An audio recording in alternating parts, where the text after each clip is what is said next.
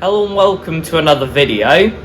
In today's video we are hopefully going to be finishing off the rear axle on the 1960 Bolens Ride-a-matic.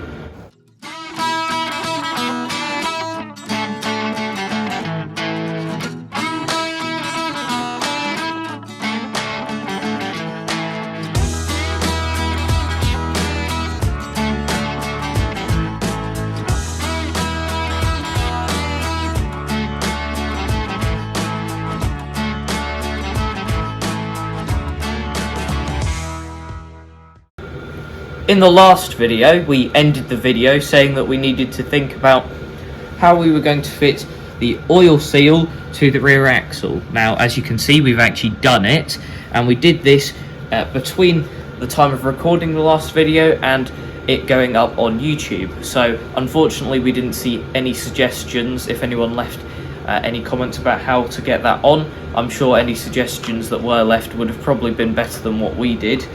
So thank you to anyone that did leave any suggestions, but unfortunately with the timing we couldn't harness them to help us get this on. But I'll talk you through kind of what we did to get this on. At first we just kind of used this bit of pipe and tried to push the seal on from this side, which we realised very quickly wasn't going to work. Then we actually looked at the shape of this, and because this is pressed steel, we noticed there's ever so slightly a taper kind of going this way on it, so it was always going to be easier to push the seal in from this side going that way rather than going this way, because this is the smallest part of that taper. So in the end we unbolted this, put this on a flat bit of metal, sat our seal just on the inside of that, and used one of these pushing discs and just lightly tapped it downwards until that seal was in the casing part. Then the only thing left to do was put the casing back on with the seal on it, and that's where this thing comes in, which just looks like a bit of rubbish, but it's actually a bit of an old milk carton which we cut up and made into this kind of cone shape. Then we slipped this over here and over the bronze part there, so that it was like a steady incline for the seal to go up, rather than just being pushed onto here and then having to make a big step onto the bronze part of that. And that made it much easier just to push it on, and the seal went on quite nicely that way. But now that is on, and we can finally move on and try and finish this rear axle. What I did just forget to mention is that as we were sealing this up, because it's a cork gasket, we put some Vaseline on both sides of the gasket, and in the hopes that that will make it bond a bit better with the metal and create a better seal. But now on to putting the other side hub on, and I've quickly lightly oiled that shaft to make it go on easier. You can see it glistening in the light, and we will put this on. Probably the only bit of wear that we can't really control on this axle is this bronze part here, unless we make up an entire new bronze part, which isn't on the table for this project. Then we've got a bronze washer to go on, and two of these keyed washers, which are quite worn, but they should have a flat bit there so that they kind of lock into that flat surface there, although that's not necessary for them to lock into it, it's just to kind of locate, which they do. And we did spend quite a while cleaning them up because there was tons of dirt on there, and we realised that if we left all the dirt on there, it would make that gap that the washers take up significantly more, so that's why we kind of spent so long cleaning up some washers.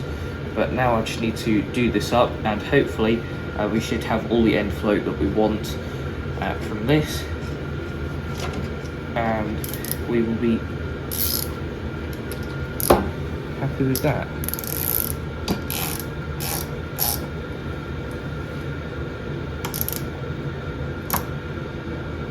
There we go, that's tight, and we're happy that there's not too much end float there. We are on the other side of the tractor now, and we are ready to put on the gear and the kind of drive selector part. Now we have just spent a while cleaning this up. We took the pin fully out, kind of cleaned that up with some sandpaper, took off this spring clip that goes all the way around, which we did very carefully because we weren't sure whether this 60-year-old clip was going to stay intact when we tried to take it off, but it did, and it's still intact now, so that's good. So we cleaned that up, cleaned all the groove up, courtesy of my sister's toothbrush, first use of that in 2024, and that is now all ready to go. But the first part to go on will be the gear, which you may remember from a previous project video. We put these bronze bushes in both sides. Now obviously there is one slight issue with this, which is the fact that if you try and put this on now, the chassis is in the way, so you have to kind of push it through a bit first, which is the advantage of not putting that the cap on the kind of viewing area or hole on that side of the casing, is that we can actually push that back. But once I've pushed it back far enough, we can actually push this on. However, by the looks of it, that is very tight on this end. So what I will do is get Dad to help me hold this off camera in a second, just to see if it's just the end bit that's tight.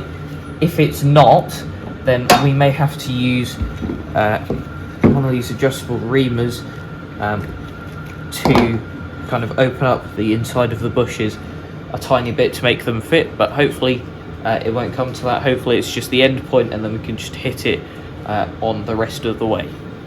We talked up the need for taking some material off these bushings, so we took the tiniest amount off them and trial fitted it, and this fits smoothly.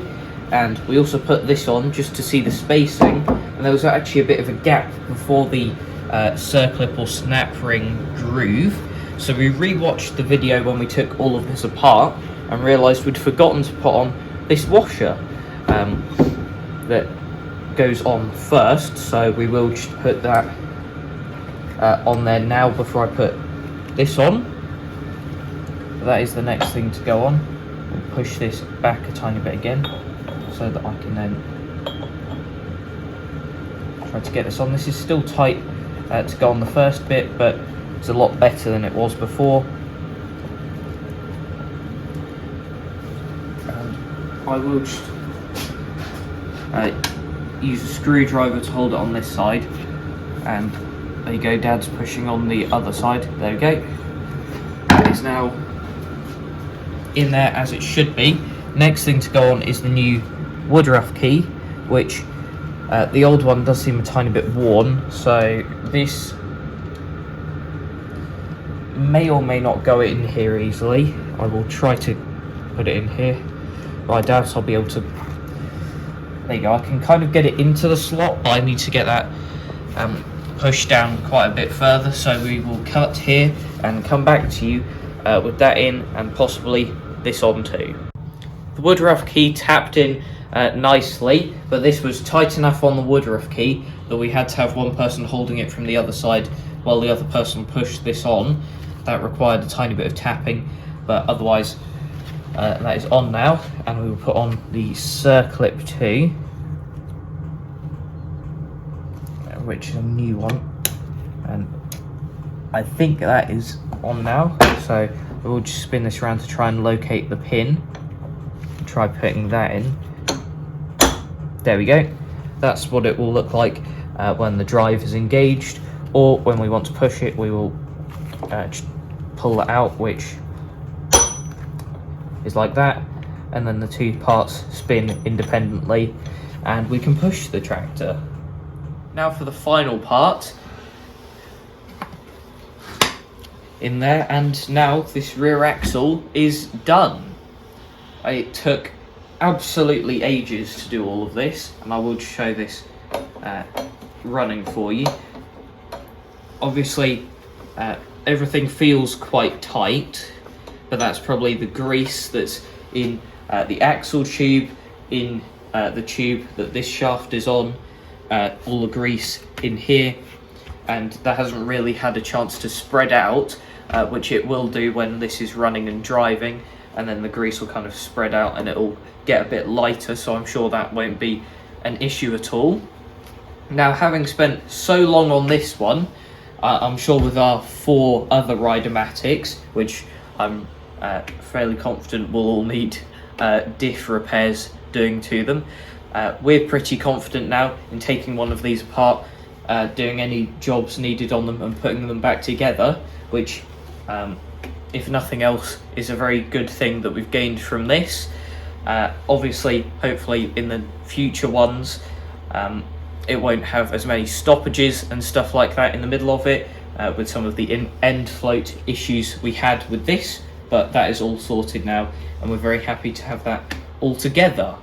Now, in terms of topping up the grease, in the manual it says that you don't have to take it apart, fully clean it up and put all new grease in very often, but it says that you should put a couple of squirts of grease in this grease point here every now and then, just to keep the levels around where you want it, and then we'd probably open one of these up every maybe couple of years to fully replace the grease, just to make sure that it's all as it should be in there.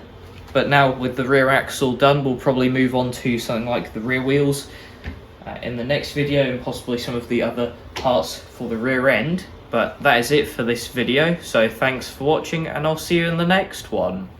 Bye.